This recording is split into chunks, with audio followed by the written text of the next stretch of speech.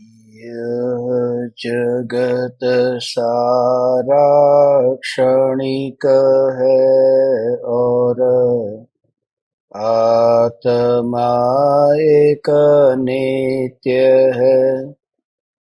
आत्मा का अनुभव बस एकमात्र नित्य है।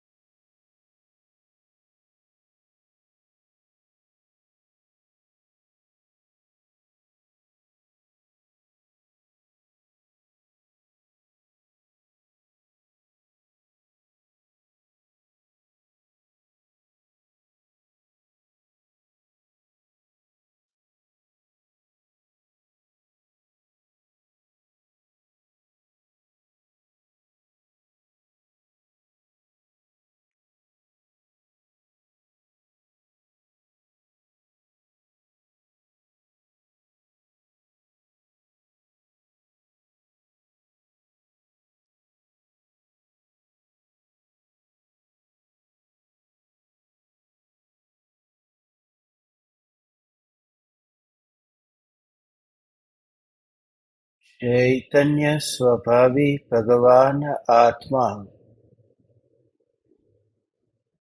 अनादि अनंत शुद्ध चैतन्य मात्र है। ज्ञान मात्र है।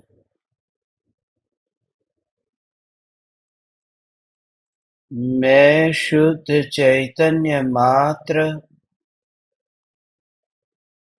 ज्ञान मात्र, भगवान आत्मा हूँ।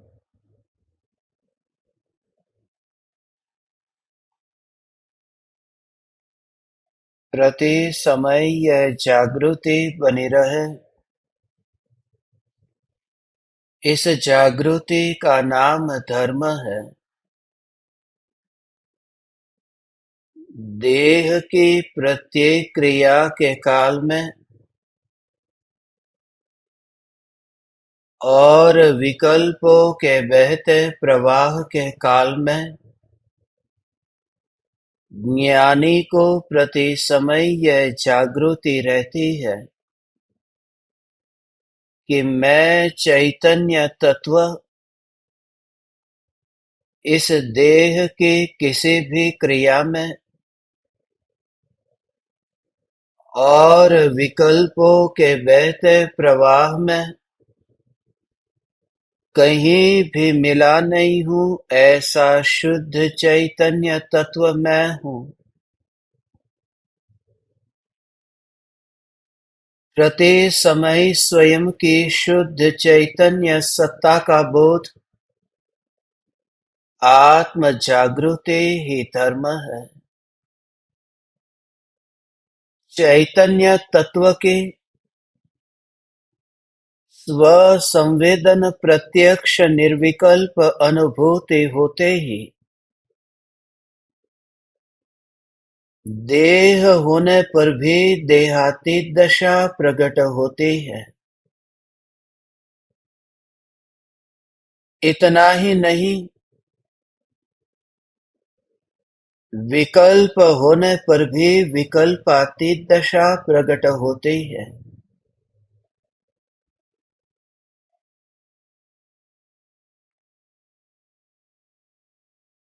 चैतन्य तत्व की निर्विकल्प अनुभूति होते ही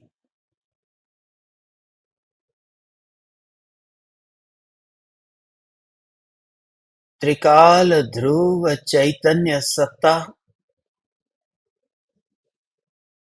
परिणामों के संग पलटती हुई नहीं दिखाई देती। अपने में अपनापन स्थापित होते ही परिणामों की फिक्र छूट जाती है। क्योंकि परिणाम परिणाम पर अब बैठे नहीं है, परिणाम अपरिणामी पर बैठ गए हैं। परिणाम परिणामी पर नहीं, परिणाम अपरिणामी पर बैठ गए हैं।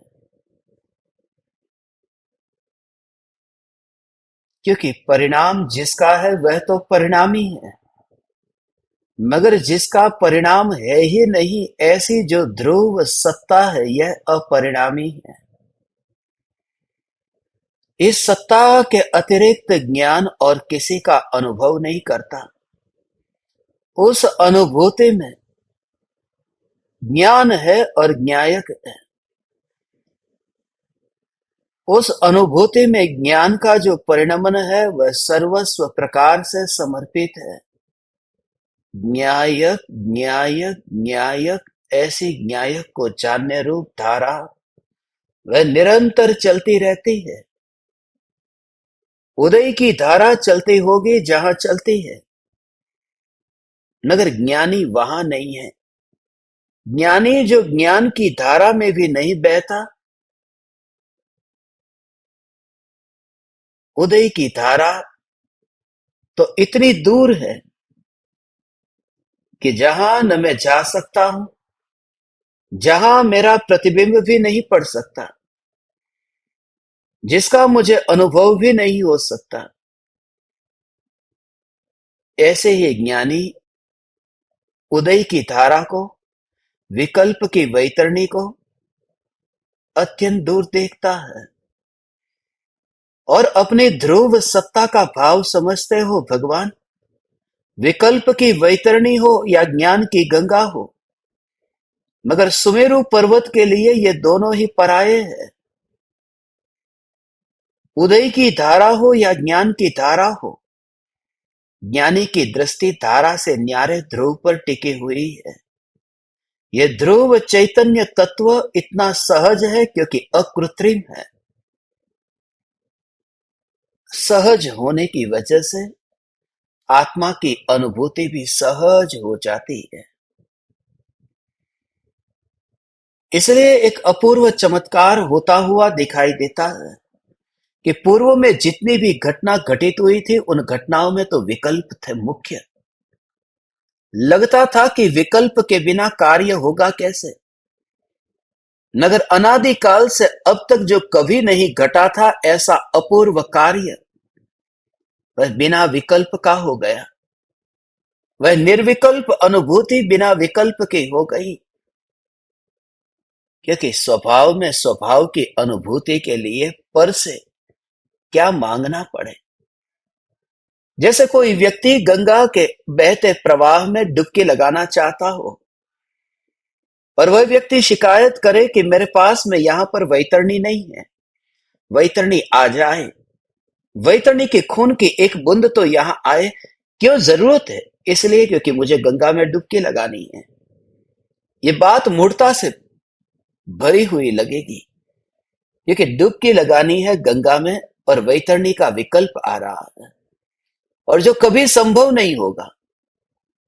पहली बात तो वैतरणी की आवश्यकता नहीं है। दूसरी बात कि वैतरणी कभी यहां आ सकती नहीं है।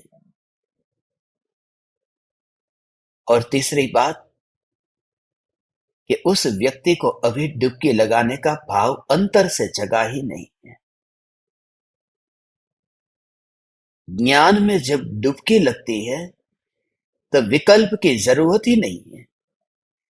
विकल्प की वैतरणी, विकल्प की कोई जरूरत नहीं है। और ज्ञान में डुबकी लगे तब विकल्प ज्ञान में आते नहीं है। कितनी उछलेगी?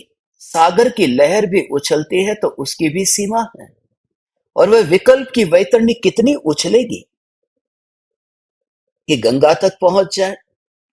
इसलिए परम कृपालु देव उदय की धारा को ज्ञान की धारा से अलग देखते हैं।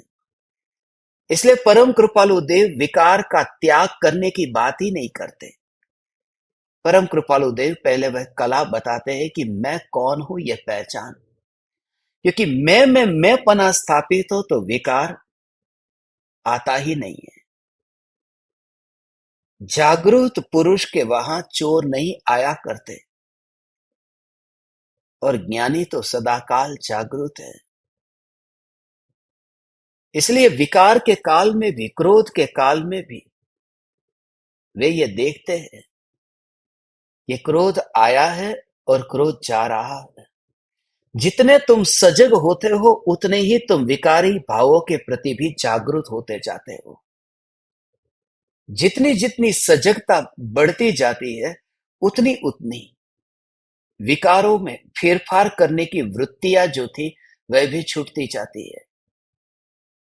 सजगता, हमें पता चलता है कि क्रोध आया, मगर क्रोध का पता हमें तब चलता है जब बहुत काल बीत चुका होता है। विकार के उठने का पता हमें तब चलता है जब बहुत देर हो चुकी होती है।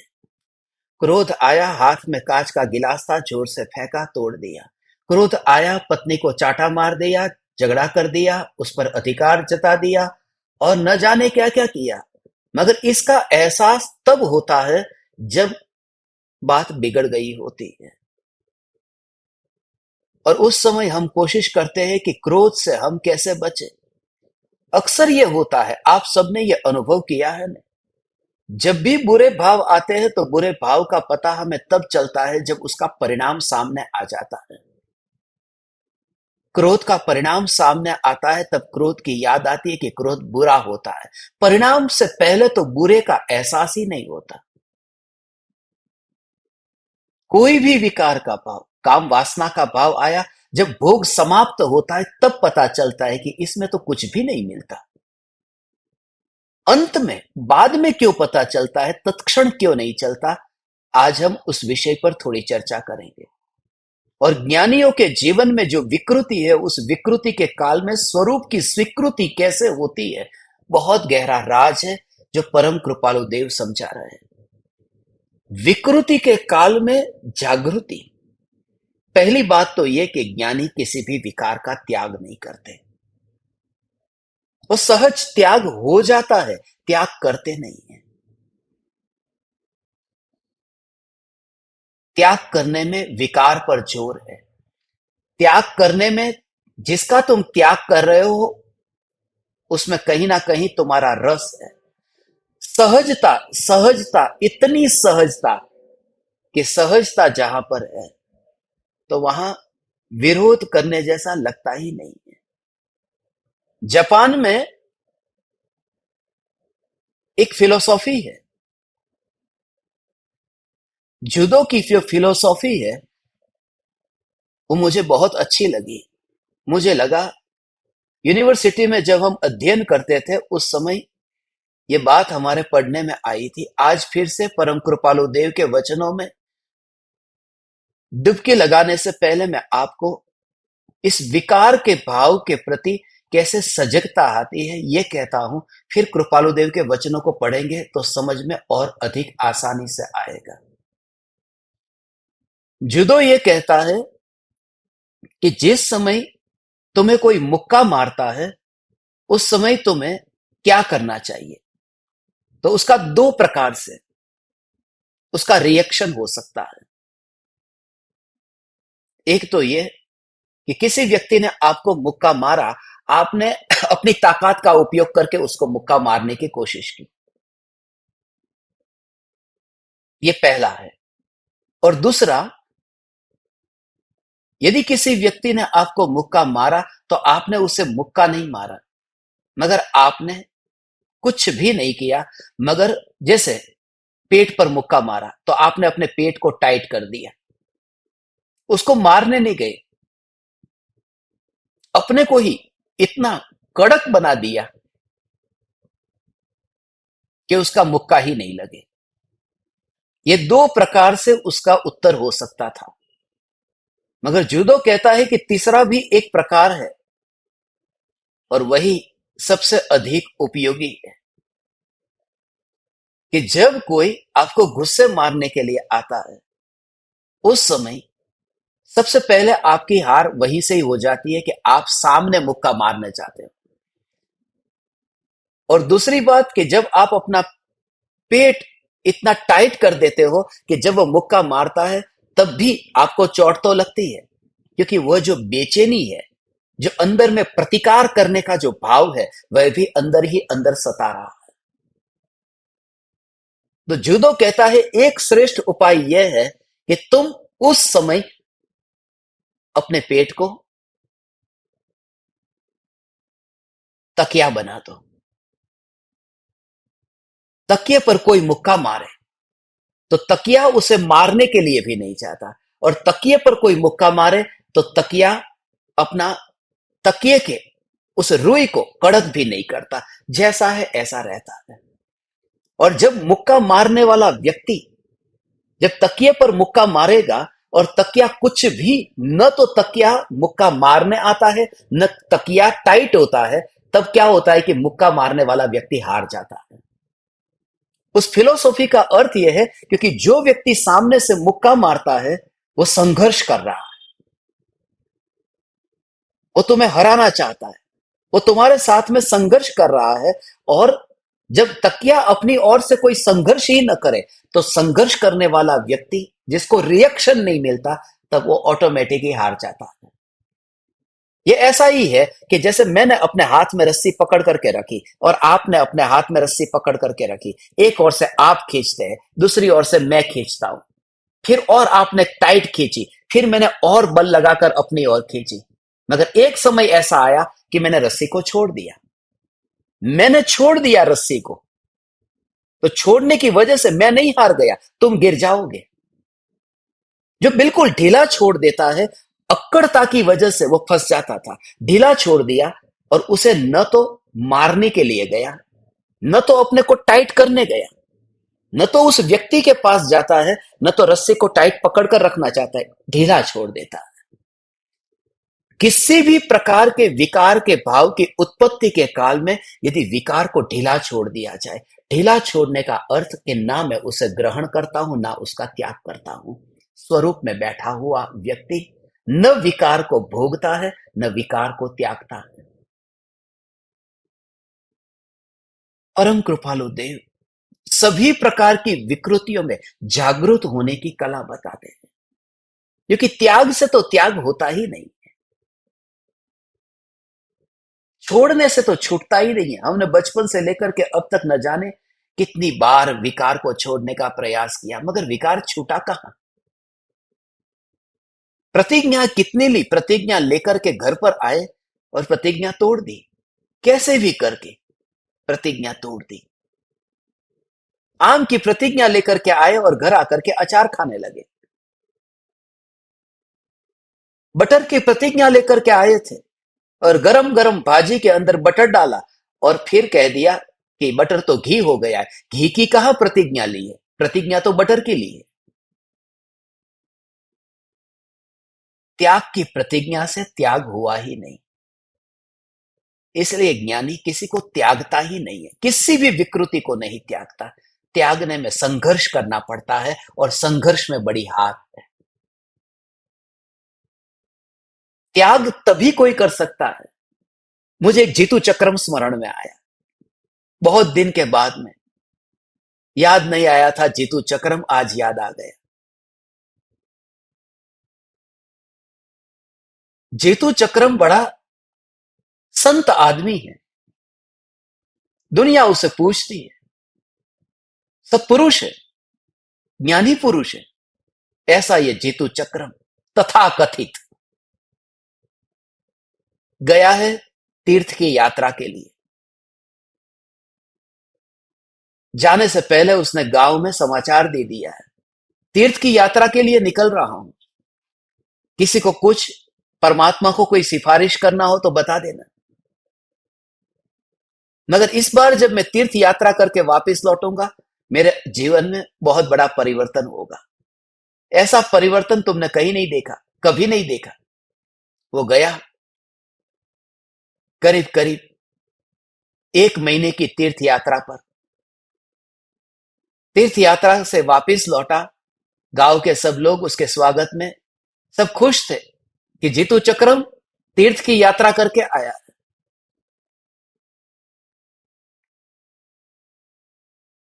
उसने आते ही कह दिया, मेरे में बहुत बड़ा परिवर्तन आ गया। ये तीर्थ की यात्रा सफल हो गई। गांव के लोगों ने पूछा कि क्या परिवर्तन आया। गांव में एक ही व्यक्ति जो सबसे नजदीक उसके पास में रहता था, वो नाई था, जो उसका मित्र भी था और उसकी सेवा आदि करने भी आता था। तो नाई ने पूछा कि हे महापुरुष, आप बताएंगे आपने क्या त्याग किया, क्या परिवर्तन आया। उन्होंने कहा, मैंने क्रोध का त्याग कर दिया। क्या करना है क्रोध करके? क्रोध का त्याग कर दिया। उसी दिन बड़ी पार्टी का आयोजन हुआ था, क्योंकि तीर्थ यात्रा करके वापस लौटा था। भोजन का आयोजन था, गांव के सारे लोगों को भोजन कराना था कि जीतू चक्रम आया है क्रोध का त्याग करके। थोड़ी देर के बाद में भी 5 मिनट भी पूरी नहीं हुई थी और वो नाई गया फिर से दोबारा जीतू चक्रम के पास। क्षमा करना महोदय, मैं भूल गया, अभी आपने जो कहा था, क्या कहा था, मैं भूल गया। आपने किसका त्याग किया? उन्होंने कहा, क्रोध का त्याग किया। थोड़ी देर बाद इधर उधर सब माल सामान, खाने की सामग्री यहां से वहां लानी थी। करीब 10 मिनट का समय बीत गया। फिर ये नाई आया। उसने पूछा, आपने किसका त्याग किया है?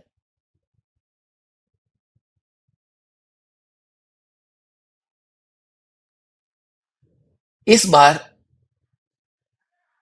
उनकी आंखें थोड़ी बड़ी हुई थी। उन्होंने कहा, क्रोध का। थोड़ी देर और बीती। गांव के प्रतिष्ठित लोग आ गए। सब लोगों के साथ में जीतू चक्रम बैठा है, चर्चा चल रही है। वो नाई गया, आपने किसका त्याग किया है? अब थोड़ा इशारा, अब थोड़ी आंखें और बड़ी हो गई।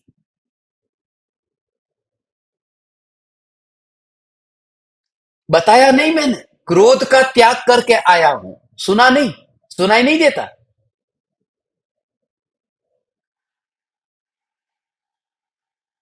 फिर थोड़ी देर बाद गए। इस बार थोड़ा लंबा टाइम लग गया था। तब तक तो बात इतनी गहरी चालू हो गई थी जीतू चक्रम की। गहरा प्रवचन चल रहा था कि क्रोध से होने वाला नुकसान क्या क्या है। और तब जाकर के फिर नाई ने पूछा, गुरुजी, किसका त्याग करके आप आए? और इस बार जो भी गालियां वो जानते थे, सब चालू हुई कि तेरी समझ में नहीं आ रहा, क्रोध का त्याग करके आया हूं, जा यहां से। मूर्ख के सरदार कहां कहां से आ जाते हैं, बार बार बार बार समझाने पर समझते नहीं है। क्रोध का त्याग करके आया हूं, क्रोध का कितनी बार बताऊं।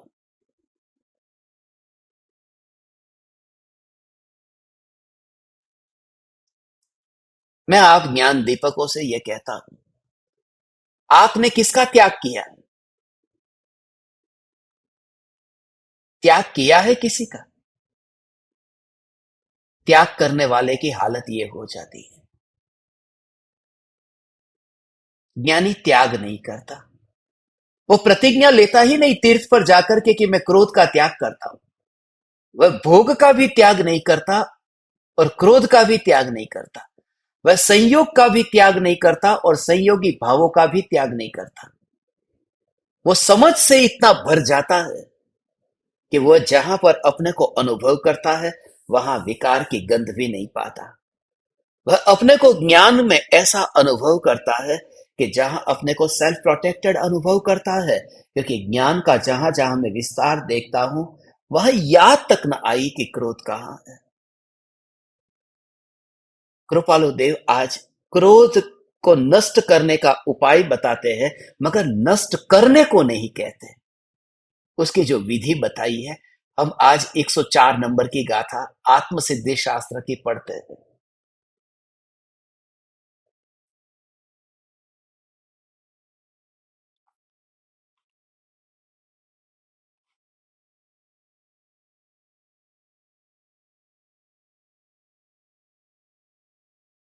कर्म बंध क्रोधादि थी, हणे क्षमादिक ते,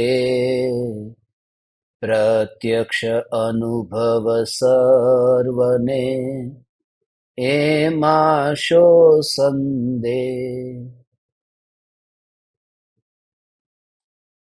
क्रोध आदि कषाय भावों से कर्म बंध होता है और क्षमा आदि भावों से उन कषायों का नाश होता है। समस्त जीवों को ऐसा अनुभव होता है, इसमें संदेह क्या है। क्रोधादि कषाय भावों से बंधन है कर्मों का और क्षमादि भावों से नाश है कषायों का। इस गाथा में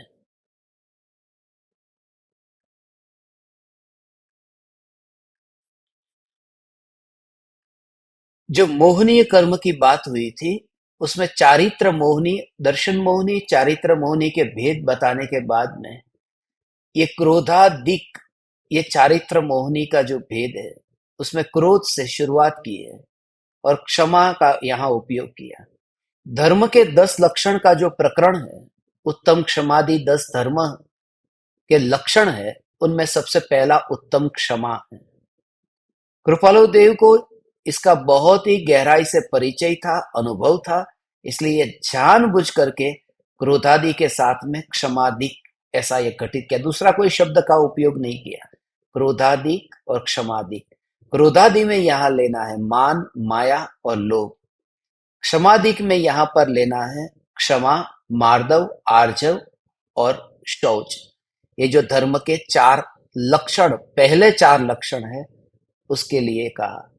कर्म का बंध क्रोधादि भावों से होता है और क्षमादि से उन क्रोधादि कषाय भावों का नाश होता है। नाश करने के लिए ज्ञानी नहीं जाता है, क्षमा का भाव प्रकट होते ही क्रोधादि भावों का नाश हो जाता है। कुछ करना नहीं पड़ा और उसका जो भाव है वो यही है, किसी भी प्रकार से विरोध किए बिना। मैं आप ज्ञान दीपकों से ये कहता हूं, भगवान का कर्तृत्व का भाव होने की वजह से तुम्हारा मन पहला उपाय यही चुनना चाहेगा जिसमें करना हो। मोक्ष मार्ग पर चलने के लिए जितना भी बोध तुम्हें दिया जाएगा, उस बोध में तुम्हारा पहला चुनाव ये होगा, करना क्या है। क्योंकि कर्ता बुद्धि हमेशा क्रिया को ढूंढती है, क्योंकि क्रिया के बिना मन मरा मरा लगता है। रविवार की छुट्टी में देखते हैं ना, 6-6 दिन काम करके इंतजार करते थे कि कब रविवार आए और घर जाए, मगर रविवार आते ही दोपहर होते ही फिर चैन नहीं पड़ता। 2 बजे 3 बजे तो ऐसा लगता है कि कब कल का दिन आए, कटता ही नहीं है दिन, क्योंकि करना कुछ भी नहीं है। ऐसे ही घर में निकम्मे होकर के बैठे हैं, कोई कर्म नहीं है और कर्म के बिना जीना असंभव सा लगता है। वह मन कहता है, मन कहता है करूं क्या, करने को कुछ नहीं है। मन काम खोजता है और धर्म अमनी दशा का नाम है, इसलिए वहां काम नहीं होता। तो जो साधक साधना करने के लिए इस मार्ग पर चलता है, वह पहले ही ये पूछता है कि क्या करूं, और जब उसे ये बताया जाए कि करना कुछ नहीं, तो उसे यह झचता नहीं है। हे ज्ञान दीपक, किसी भी प्रकार से संघर्ष किए बिना हाथ में तलवार लेकर के तू अंधेरे को काटने मत जाना। You just feel the connection. हाथ में तलवार लेकर के तू अंधेरे को काटने मत जाना, क्योंकि जो छोटे से दिए जलाने से जो काम हो सकता है, तलवार की जरूरत क्या है। और तलवार से काटने से कोई अंधेरा नष्ट हो जाता है। हणे क्षमादिक नष्ट करता है। कौन नष्ट करने वाला है? ये क्षमा का भाव क्रोध को नष्ट करता है। इसलिए क्योंकि आग को आग से नहीं बुझाया जा सकता, आग को बुझाने के लिए पानी चाहिए, कोई विपरीत चाहिए। और क्रोध को क्रोध से नहीं मिटाया जा सकता, तो क्रोध को मिटाने के लिए क्षमा चाहिए। मगर क्रोध को मिटाने के लिए यदि तुम जाते हो तो पता ही नहीं चलता क्रोध तो कब आ गया और खत्म हो गया और नुकसान हो गया। कोर्ट कचहरी तक पहुंच गए, तब पता चला कि गुस्सा नहीं करना चाहिए था। रिश्ते में इतना जहर मिल गया, तब जाकर के पता चल गया कि अरे ये क्या हुआ। छोटी सी बात का बतंगड़ नहीं किया होता तो ये अदालत के यहां कटघरे में खड़ा नहीं रहना पड़ता, ये कोर्ट की सीढ़ियां नहीं चढ़नी पड़ती। मगर पता तभी चलता है। मगर उसका उपाय भी कृपालु देव बताएंगे। कृपालु देव ज्ञाता पुरुष है। परम कृपालु देव ज्ञान में निवास करने वाले चैतन्य महल के वासी है। परम कृपालु देव रज से ऊपर उठ चुके राज है, वो रज में कहीं नहीं है। हे परम कृपालु देव, हे परम कृपालु देव, वह जो भीतर में प्रकट हुई सहज वितराग परिणति क्रोध का अभाव कर देती है। प्रकाश आया कि अंधेरा गया बिना तलवार के। वितरागता का दूसरा नाम क्षमादिक है, क्योंकि धर्म के 10 लक्षण ये वितरागता के ही अलग अलग रूप है। जैसे ही वे वितरागता प्रकट हुई कि क्रोध भाग गया। अभी ऐसा होता है कि पता नहीं चलता है क्रोध कब आया और कब चला गया। नुकसान के समय पता चला, मगर जैसे जैसे तुम जागरूक हो जाओ, जागरूक होने पर लड़ो मत, जागो।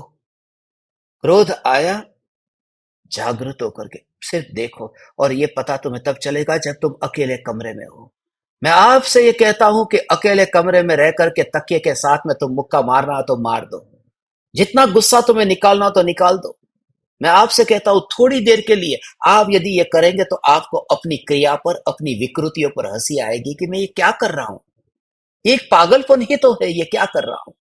आपको शायद पता नहीं होगा, जब पहला महायुद्ध हुआ, उस महायुद्ध के दौरान जितने समय तक महायुद्ध चलता रहा पूरे विश्व में, उस विश्व युद्ध के दौरान पूरे विश्व में आत्महत्या करने वाले लोगों की संख्या बहुत घट गई। मनोवैज्ञानिक आश्चर्य में पड़ गए, ये क्या हो गया। उस काल के दौरान मानसिक चिकित्सा के लिए जो अस्पताल में डॉक्टर के पास में जाने वाले लोग थे बहुत कम हो गए,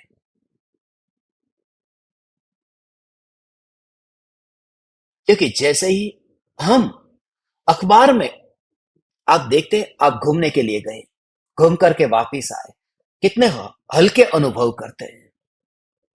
एक्सरसाइज कर लिया आपने, व्यायाम कर लिया, थोड़ी देर में अपने को कैसा हल्का अनुभव करते हैं। अब जब इतना भाग करके दौड़ करके आए हैं तो भारी भारी लगना चाहिए, हल्के क्यों हो गए। क्योंकि क्रोध का भाव ये शरीर से अलग है, मगर शरीर में भी उस प्रकार का परिवर्तन होता है। हमारे शरीर में मस्तिष्क में जो ग्रंथियां यहां पर बंधी हुई है, जब विकार बाहर निकलता है तो ये ग्रंथियां भी अलग अलग तरीके से वह खुलती जाती है, उसका रिएक्शन होता है।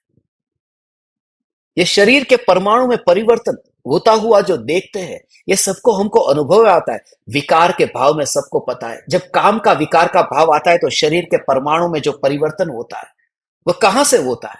वो यहां पर जहां जहां पर परमाणुओं में, शरीर के परमाणुओं में क्यों ऐसा चेंजेस होने लगता है। क्योंकि भाव तो आत्मा की अवस्था है, मगर उस भाव का प्रभाव इस देह के परमाणु पर ऐसा है। यहां द्रव्य की स्वतंत्रता की बात नहीं कर रहा हूं, यहां मैं तुमसे यह कह रहा हूं कि जहां आत्मा के पड़ोस में देह है और देह में ऐसा रूपांतरण होता है। तो जब क्रोध का भाव आता है तो मानसिक ग्रंथियां जो बंधी थी वो थोड़ी खुलती है।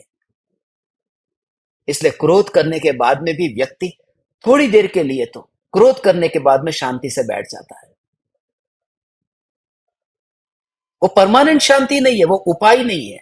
मगर आपको यह बताना चाहता हूं कि विकृति जब बाहर निकलती है, उस समय टेम्पररी थोड़े समय के लिए वो बाहर निकली, तब भी इतना एहसास हो रहा है, तो परमानेंट यदि वो चली जाए तो कितनी शांति हो सकती है।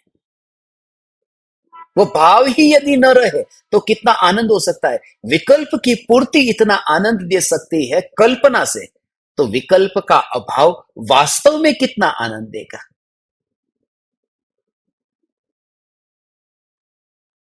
इसलिए लड़ने की बात ही नहीं कही।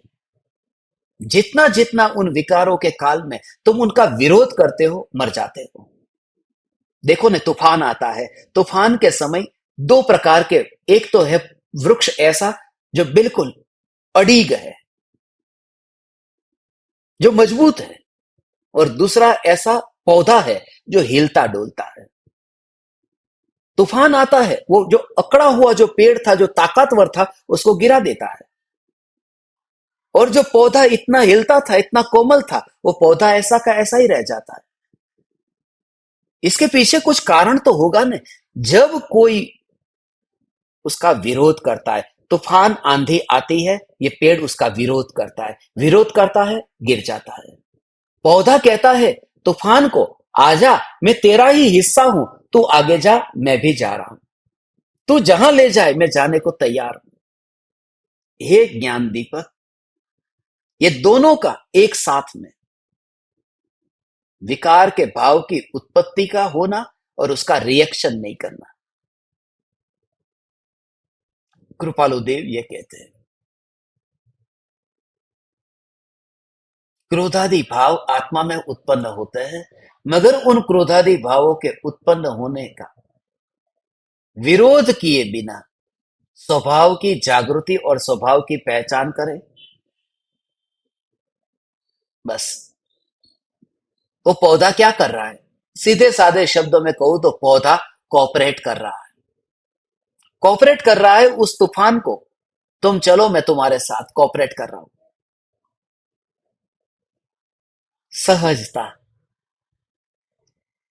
एक पेड़ से दो पत्ते गिरे, एक पत्ता सीधा गिरा, एक पत्ता आड़ा गिरा। जो सीधा गिरा है, वो सीधा गिरा हुआ पत्ता कहता है, मैं इस नदी को अब बहता हुआ रोक दूंगा, मैं बहने नहीं दूंगा। वो बीच में अड़क गया। थोड़ी देर में ही वो पत्ता कहां बैर बिखेर हो गया पता नहीं। मगर जो दूसरा पत्ता गिरा था, वो आड़ा गिरा था। उसने कहा कि हे नदी, मैं तुझे सागर में पहुंचा करके रहूंगी। वो पत्ता सागर में पहुंचा करके ही मैं रहूंगा, तू चल, मैं तुझे तेरे गंतव्य स्थान तक ले जाऊंगा। उसके साथ में हो गया, उसके साथ में हो गया, और वो सागर तक पहुंच गया। वो सागर तक, यदि वो पत्ता उस नदी को सागर तक ले नहीं गया, नदी अकेली भी जा सकती थी, मगर पत्ता खुद मरने से बच गया। सहजता का अर्थ है कि उसका विरोध और प्रतिकार किए बिना तुम सहज हो जाओ, नो रिएक्शन, जस्ट एक्सेप्टेंस। और तब ऐसा होगा, जैसे से जागृति होगी, तो अभी जो नुकसान होने के बाद में पता चलता था क्रोध का, अब क्या होगा? अब क्रोध गया था, उसके बाद में पता चला कि थोड़ी देर पहले मुझे गुस्सा आ गया। बाद में आपको पता चलेगा कि क्रोध आ रहा है, चल रहा है। उस समय ही पता चलेगा क्रोध चल रहा है, और उस समय आपको सेपरेशन दिखाई देगा, अलग पन्ना दिखाई देगा कि क्रोध जो चल रहा है वो अलग है और मैं अलग हूं। और यदि आपकी जागृति बढ़ती जाएगी, तो एक दशा ऐसी आएगी कि क्रोध आने से पहले ही आपको पता चलेगा कि क्रोध आता है, तो उसका परिणाम क्या है, आने वाला है। और यह तभी हो सकता है जो क्रोध में रहता न हो, जो ज्ञान में रहता हो, वही दूर से ये देख लेता है। जो अपने घर में रहता है वही ये देख लेता है खिड़की से कि यहां से दूर से कोई गाड़ी आने वाली है, तो दूर से देखता है। ऐसा ये ज्ञानी ज्ञान ज्ञान ज्ञान ज्ञान ज्ञान की मस्ती में रहता है। विकार को त्यागने की बात ही नहीं उठाना है, क्योंकि उसमें तुम्हारा संघर्ष हो जाता है, टेंशन हो जाता है। क्रोध को कैसे छोड़ू, कैसे छोड़ू, कैसे छोड़ू, क्रोध से कैसे छूटू, हालत खराब होती है। जापान में एक तलवारबाज था, बहुत उसका प्रचलित प्रसिद्ध, इतना बड़ा नाम था तलवारबाज का। बड़े बड़े तलवारबाजों को उसने हरा दिया था। इतना बड़ा पहलवान, खुली नंगी तलवार लेकर के कोई भी आ जाए सामने चैलेंज करता था।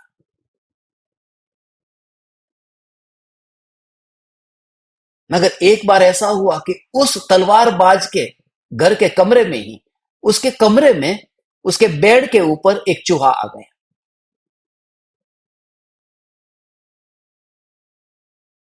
अब क्या करे?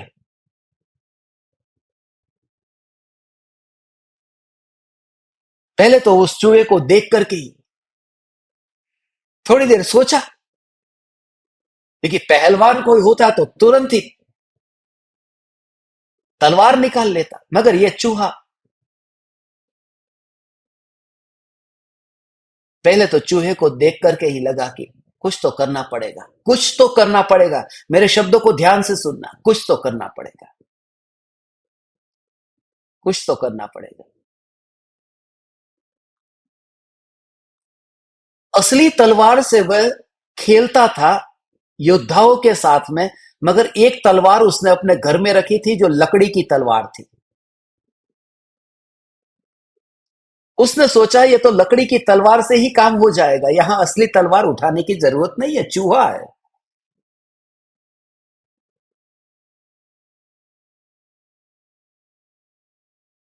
उसने लकड़ी की तलवार ली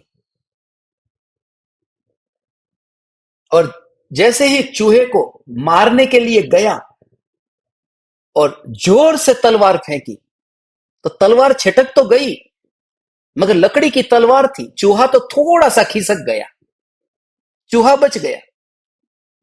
मगर तलवार जोर से जमीन पर जाकर के गिरी और तलवार टूट गई।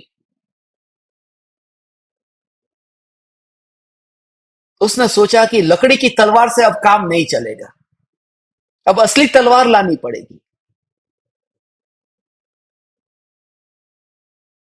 वो असली तलवार लाया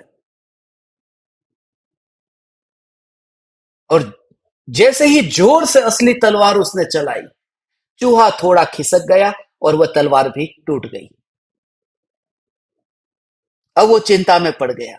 ये चूहा कोई आम चूना नहीं है, चूहा नहीं है, कोई खास है, विशिष्ट है, ये ऐसे जाएगा नहीं। लेकिन लकड़ी की तलवार से नहीं गया, असली तलवार से नहीं गया, तो कुछ तो करना पड़ेगा।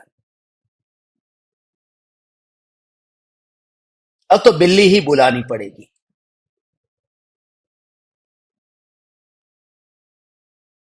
अब गांव में एक धनपति था, उस धनपति की बहुत ताकत वाली बिल्ली थी। उसने निवेदन किया कि मैं बहुत बड़ा मुसीबत में हूं, अभी मेरी हालत खराब है, घर में एक चूहा आ गया, समझ में नहीं आ रहा मैं क्या करूं।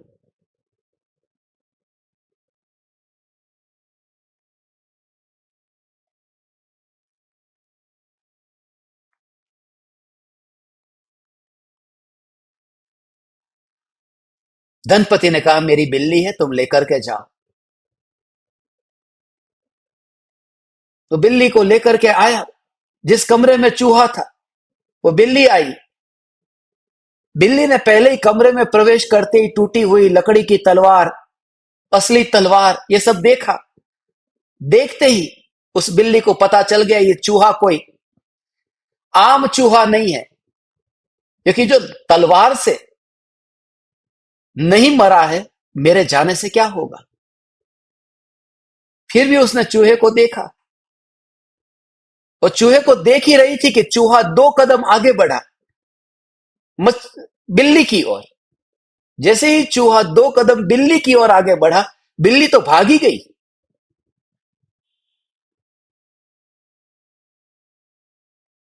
अब ये तलवारबाज चिंता में कि करे क्या इस चूहे से, अब कैसे बचे। उसे पता चला कि अब तो एक ही उपाय है। राजा के पास में भी एक बिल्ली है जो विदेशी बिल्ली है। वो तो इसे खत्म कर देगी। राजा को कहा, आप मेरे लिए इतना करें, बहुत दिन से परेशान हूं। एक चूहा आ गया है और उसे कैसे भी करके घर में से निकालना है। राजा ने कहा, कोई बात नहीं, मेरी बिल्ली ले जाओ।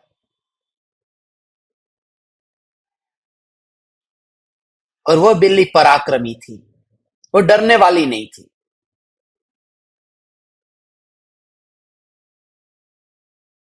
उस बिल्ली को लाया गया कमरे में। जैसे ही वह बिल्ली आई, बिल्ली ने टूटी हुई तलवार देखी। उसके अंदर में हिम्मत आ गई कि आया कोई बराबर मुकाबला किसी के साथ में।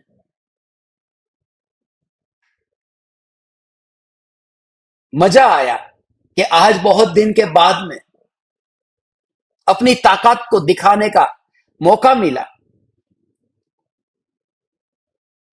चूहे को देखते ही राजा की बिल्ली, ताकत वाली, ऐसी जोर से झपट मारी कि चूहा हट गया और बिल्ली सीधी जाकर के दीवार से टकराई, सिर फूट गया, वही घायल हो गई।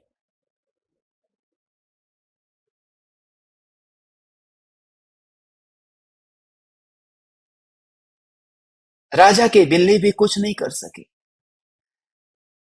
सारे राज्य में सब परेशान। तब फिर याद आया, एक फकीर रहता है, उस फकीर के पास भी बिल्ली है।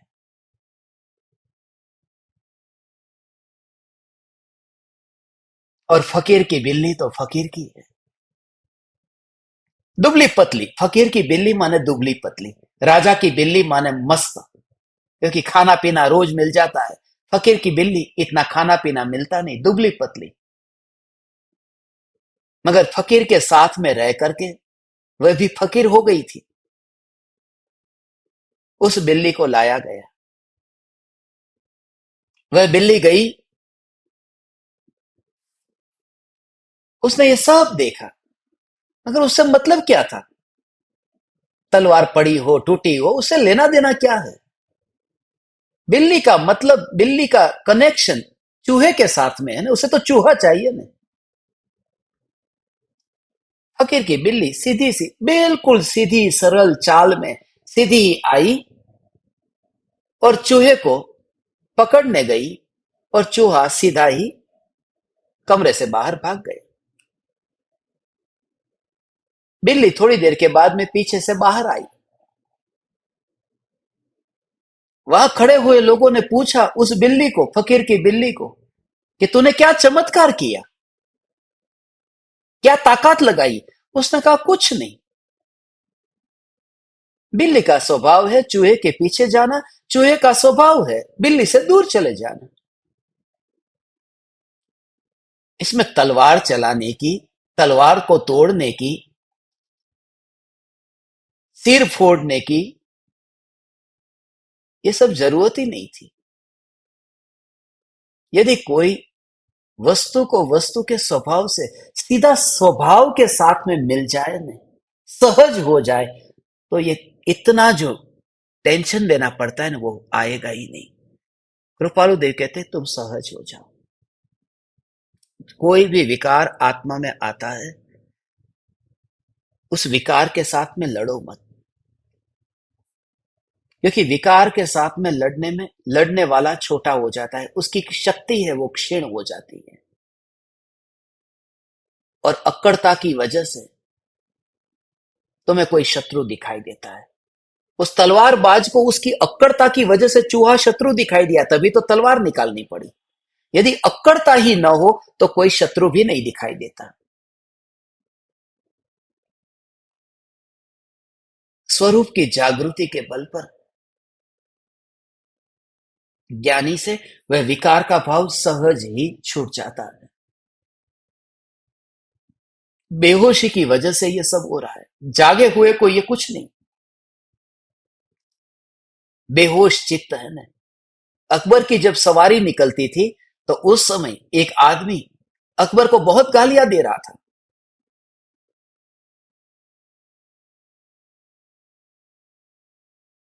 और अकबर ने देखा, उस समय कुछ नहीं बोला, मगर दूसरे दिन दरबार में बुलाया उस आदमी को।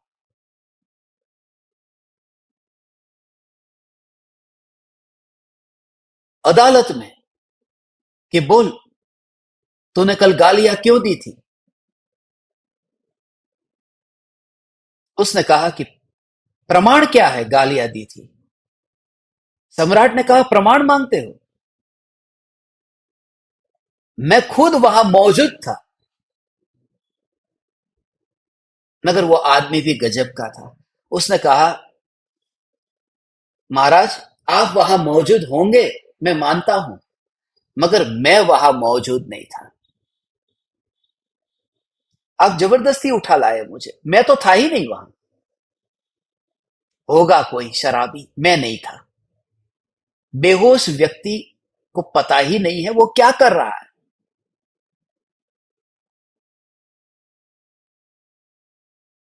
जितने भी पाप होते हैं वो सब बेहोशी में ही होते हैं। यदि जागे तो पाप होंगे ही नहीं। क्रोधादि भावों से जो बंधन होता है, वह बंधन बस ऐसा ही है। जैसे ही क्षमा दी, क्षमा करता नहीं हूं, मैं अपने में मस्त रहता हूं। तूने मेरा इतना नुकसान किया, बस। नुकसान किसका किया? एक बार अंतर में जांच कर लेता हूं, ज्ञान की जांच कर लेता हूं, तो हे ज्ञान दीपक, फिर वह क्रोध का भाव नहीं आता। मैं क्या करता हूँ? मैं क्या करता हूँ? मैं करता हूँ, मैं करता हूँ कि अरे मेरी तिजोरी को खोल करके देख लिया, उसमें 1 करोड़ रुपया था, और उसमें से 5 लाख रुपया कोई लेकर के चला गया। अरे तिजोरी 95 लाख, कहाँ गए वे 5 लाख? कोई चोर लेकर के चला गया। क्यों गुस्सा आ रहा है? क्यों इतना क्रोध आ रहा है? क्योंकि तिजोरी को जांच करके देख लिया है। बिना देखे क्रोध नहीं आ रहा है। तिजोरी को खोल करके देखा है, जांच करके देखा ने, तब क्रोध आया। मैं आप परमात्माओं से कहता हूं, विकार के भाव की उत्पत्ति के काल में जांच कर लो भीतर की तिजोरी की। इस ज्ञान की तिजोरी की जांच करो भगवान। हे ज्ञान दीपक, ज्ञान की तिजोरी को जांच करो। जांच करो माने ज्ञान का सर्वांग जो वेदन होता है, तो फिर तुम किसके ऊपर दोष डालोगे कि तेरी वजह से मेरा नुकसान हो गया? बोलोगे कैसे? क्योंकि तिजोरी भरी हुई है। चोर पर आरोप लगाओगे, तुम आरोप लगाने के अपराध में तुम जेल जाओगे, क्योंकि सामने वाले ने अपराध नहीं किया, तुम उसके ऊपर लांछन लगा रहे हो। जब तुम कहते हो कि उसने मेरा नुकसान किया, तुमने अपनी तिजोरी को खोल करके देख लिया, एक बार देख लो। देखते ही तुम्हें ज्ञान का वेदन होगा, और ज्ञान का वेदन शिकायत मिटा देता है। विकार का वेदन प्रतिकार करता है, ज्ञान का वेदन स्वीकार करता है, प्रतिकार नहीं करता। इसलिए किसी भी विकार के काल में ज्ञानी को अपनी माहुआ, ओ हे ज्ञान दीपक, काश तू समझ, काश तू समझ कि विकार और प्रतिकार और स्वीकार, स्वीकार प्रतिकार नहीं करता। प्रतिकार तो उसका करना पड़े, एक बार तिजोरी देख ले। आज का बोध, ये सार तो याद रखना। तिजोरी के अंदर जाकर के देख ले, छानबीन कर ले, कोने कोने को तू छान ले कि सब जगह तेरा धन सुरक्षित है, और ये सुरक्षित पाया। जब हाथ गरम गरम आग में लग गया, गरम रोटी में मेरा हाथ जल गया, तो तुरंत ही ज्ञान की खोज करके देख लिया, ज्ञान सुरक्षित है। मैं जानता हूं थोड़ी देर हाथ के जलने का दुख होगा, थोड़ी देर के लिए तुम्हें वहां पर बरनौल लगाने का भाव आएगा, मगर फिर वो जो तुम्हारे भीतर एक विचार चल गया, ज्ञान की जांच का, अब तुम्हें दूसरी बार बरनौल का भाव नहीं आएगा। कल दिन में 4 बार आ रहा था, अब तुम्हारा एक बार से वहीं से ही काम हो गया। ऐसा नहीं कि वहां चोट मिट गई है, वहां जख्म भर गया है। तुम ज्ञान के अभ्यास में व्यस्त हो रहे हो और उस वजह से ये स्थिति प्रकट होगी। अलिप्तता, घर में रहता हुआ वैरागी, क्रोधादि का अभाव क्षमादिक से होता है। वो जो मिच्छामि दुक्कडम उत्तम क्षमा, चैतन्य क्षमा, ये पर्यूषण के दिन आ रहे हैं ना।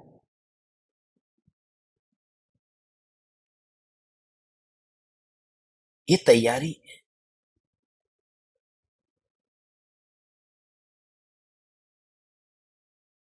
हे ज्ञान दीपक, ये गाथा मुझे बहुत प्रीतिकर लगती है।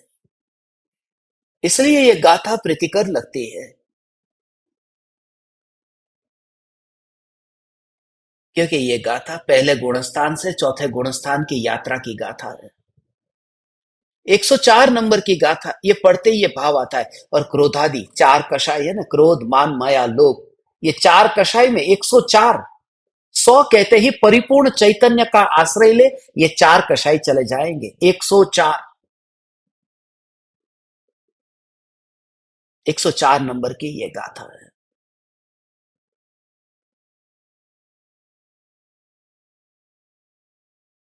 और सबसे ज्यादा महत्वपूर्ण ये गाथा इसलिए लगती है, हे 204 ज्ञान दीपक, मैं तुम्हें 104 गाथा का राज ही अभी बताने जा रहा था। अभी संजोग से 204 सुन रहे, मैं 104 का राज बताने तुम्हें जा रहा था।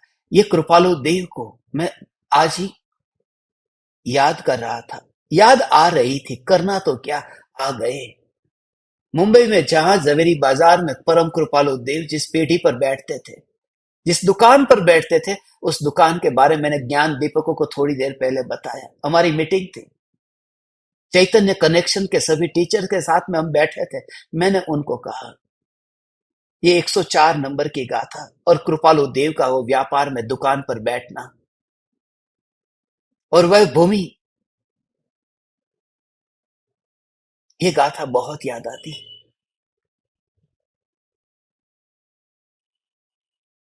और होगा, मैं विरोध नहीं करता। जितना अतिशय क्रोध है, उतना ही अति क्षमा का भाव है। जितना अहं का भाव है, उतना ही फिर झुकने का भाव भी आएगा। शक्ति रूपांतरित हो गई। जितना पानी अंदर था पात्र में, उतनी ही तो भाप बनेगी, कम नहीं बनेगी, उतनी बनेगी।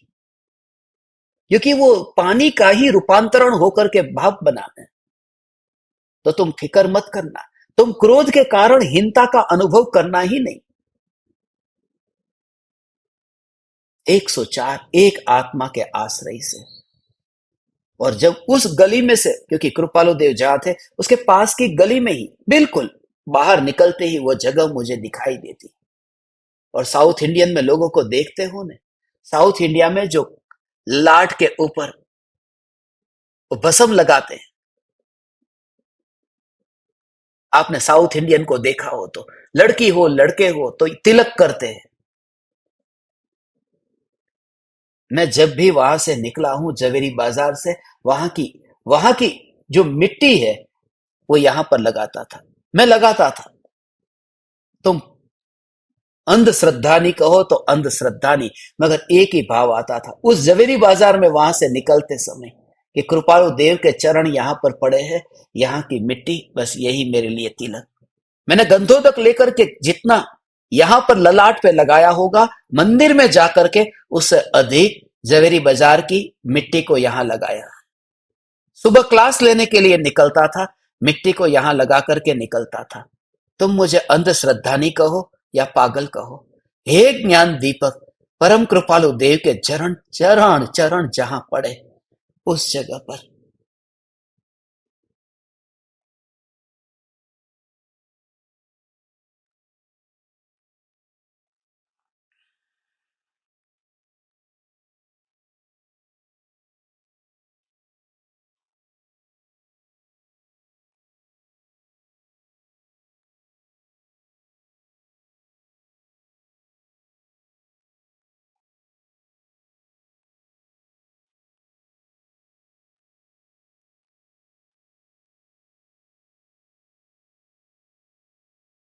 उन परमाणुओं की रज कहीं ना कहीं पड़ी हुई, और वह जो भाव है वहां से ही तिलक किया।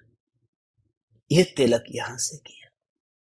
सुबह सुबह निकला, मुहूर्त हो गया, और जैसे ही बाहर निकलता था, और वहां से बाहर निकलते फिर जब रात को वापिस भी लौटता, घर पे आता, तो रात को फिर तिलक करके रात को उस तिलक के साथ में ही सोता था।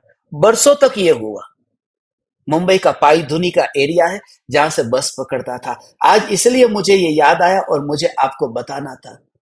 वो जो पाई धुनी का एरिया है जहां से बस पकड़ता था, वो यही बस थी। ये मुंबई का 104 नंबर का ये है, बस नंबर 104 रूट है मुंबई का।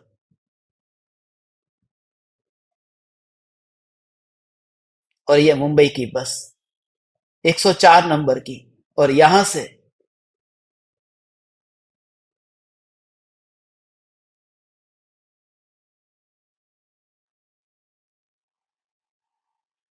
ये देखो, पूर्णिमा का स्टॉप था ये पाईधुनी का चौक, विजय वल्लभ चौक पाईधुनी। यहां पर से बस पकड़ते थे और जाते थे मेहता में। वो मेहता भी कृपालु देव का सरनेम भी मेहता था। ये मेहता मार्ग।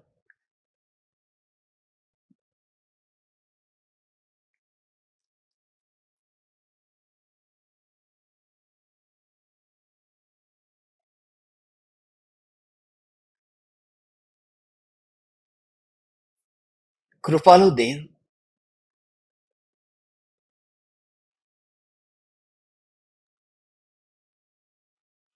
ये 104 नंबर की गाथा है।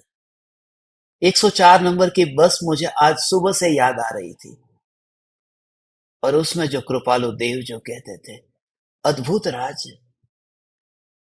वहां से ही बस हिंसा करने वाले हिंसक, बस उसी गलियों में से बकरी ईद के दिन पूरा पहाड़ लग गया होगा बकरों का, चमड़े का। और जैसे ही उस बस में बैठोगे, मुंबई का सबसे सबसे फैला हुआ वेश्यालय उस बस में बैठो के आपको दिखेगा, और रोज उस गलियों से निकलना होता था। मगर ये गाथा भी कृपालु देव की याद आती।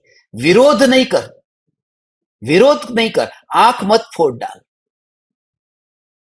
उस समय भी तू विचार कर, क्योंकि कहां कहां से भागेगा। तो तलवार से अंधेरे को मत काटने जा। तू इतना अपने में मस्त हो जा कि एक बार उन किसी भी वेश्या को तुझे मारना न पड़े, उन्हें हटाना न पड़े, और तेरी तत्व विचार की धारा में तू एक दिन खुद स्वरूप में चला जा। तू गजपंथा चला जा, या फिर तू बस वहां सोशल वर्क करने नहीं गया कि ये गंदे काम बंद करो। उस चिंतन की धारा का ये परिणाम है कि आज मैं यहां बैठा हूं गजपंथा में। नहीं तो वहां पर समाज सेवक होकर बैठता कि बुरे कामों को छोड़ना चाहिए। नहीं, हे परम कृपालु देव, आपका ये जो बोध है, ये बोध अक्कड़ता को छुड़ा देता है। अक्कड़ मत बनो। सहज, नेचुरल, और ज्ञान, ज्ञान, ज्ञान, ज्ञान, ज्ञान की अनुभूति ये हो ही रही है। अनुभव में ज्ञान के अतिरिक्त और कुछ भी नहीं। बुरा अच्छा ये भाव जोड़ना ही नहीं है। क्रोधादि भाव को दूर करना है, क्षमा को प्रकट करना है। नहीं, क्षमा करना नहीं है, स्वरूप बस।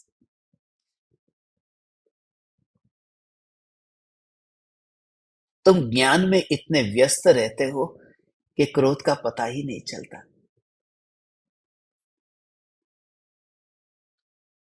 क्रोध और क्षमा ये सब कहने की बात है, वास्तव में स्वरूप का स्वीकार है बस। उसके बाद में ये होता ही नहीं है। जब तक आत्मा में लीनता नहीं हुई थी, तब तक ये सब होता था। अब ये होता ही नहीं है, क्योंकि मस्त रहता हूं ज्ञान के साथ। एक पत्नी अपने पति से पूछ रही थी कि शादी होने से पहले तुम कितने अच्छे थे, रेस्टोरेंट में खाना खिलाने के लिए ले जाते थे,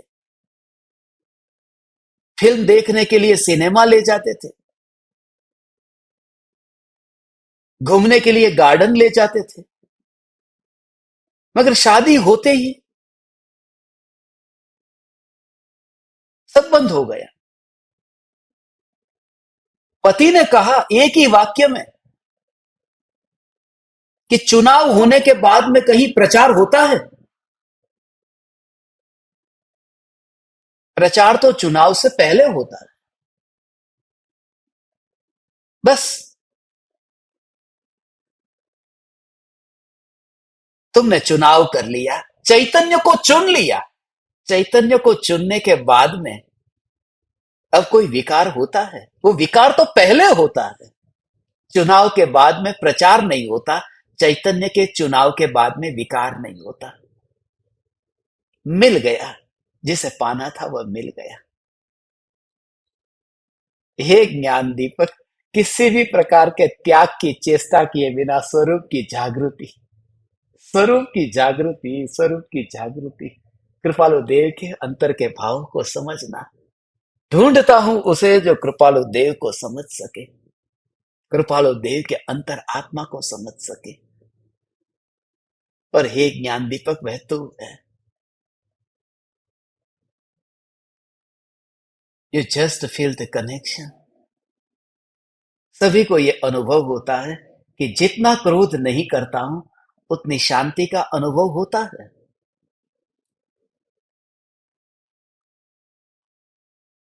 ये प्रत्यक्ष अनुभव सभी को हो रहा है। इसलिए आगम के पन्ने खोलने की जरूरत नहीं है। आप सभी ज्ञान दीपकों को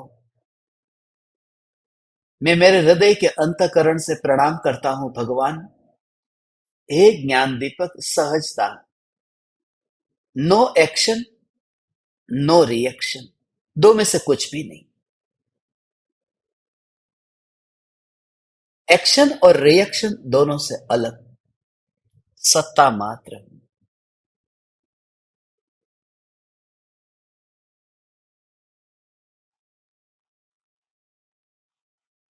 बस इतना ही याद रखना। बहुत सी नदियां बहती है, किस किस नदी में डुबकी लगाने जाऊंगा? यही जागृति। बहुत सी नदियां बहती है, क्रोध की बहती है, मान की बहती है। मैं उनमें कहीं पर भी परिवर्तन करने नहीं चाहता।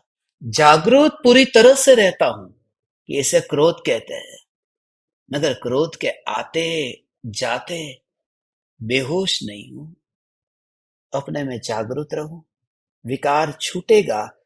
तुम अपने भूतकाल को याद करो, जहां थे वहां से यहां तक पहुंचे हो, इस वाणी तक पहुंचे हो, तो अनुभव तक भी पहुंचोगे।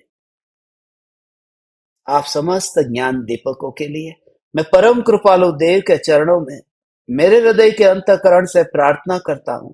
हे परम कृपालु देव, हे परम कृपालु देव, हे तीर्थंकर तुल्य परम कृपालु देव, पंचम काल में हम जीवों के लिए इतनी सरल और इतनी सहज विकृति से छूटने की विधि हमने कहीं न सुनी थी, कहीं न पढ़ी थी। हे परम कृपालु देव, अनंत काल के लिए केवल ज्ञान में आपका उपकार हम जानते रहेंगे और अनंत काल तक आपका विनय करते रहेंगे। आपका अनंत अनंत उपकार। प्रणाम। चैतन्य, चैतन्य, चैतन्य।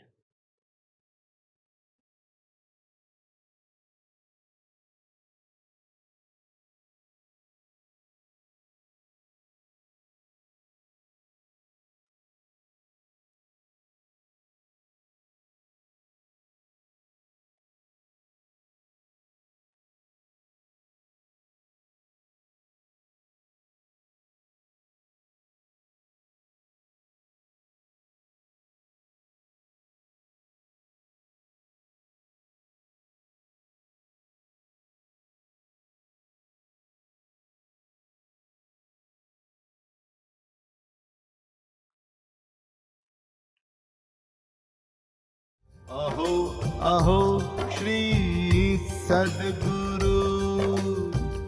करुणा सिंधु अपार, इस पामर पर प्रभु किया आहो आहो उपकार, आहो आहो उपकार। देह सहित जिनकी दशा, वरते दे